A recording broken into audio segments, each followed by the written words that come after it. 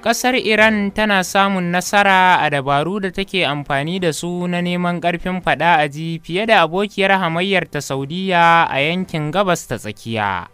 Kamar yadda wani bincike da wata cibiyar bincike ta ƙasa da ƙasa da ke Birtaniya, International Institute for Strategic Studies (IISS) ya nuna. Abokan hamayyar Iran a yankin sun kashe biliyoyin daloli wajen sayan makamai daga ƙasashen yamma, kuma mafi yawa daga Birtaniya suka saya.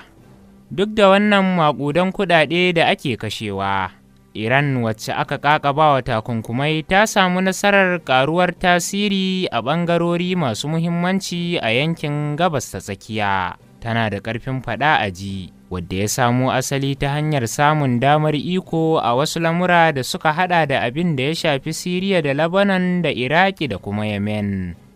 Sai dai kafa ƙungiyoyi da Iran take yi na 'yan tawaye a faɗin Gabas ta Tsakiya, waɗanda suke taya ta yaƙi da gwamnatocin yankin ba sabon abu ba ne.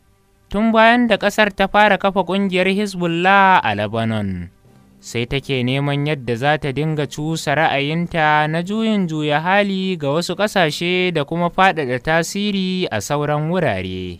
Tun bayan komawar Ayatollah Khomeini Tehran a shekarar 1979.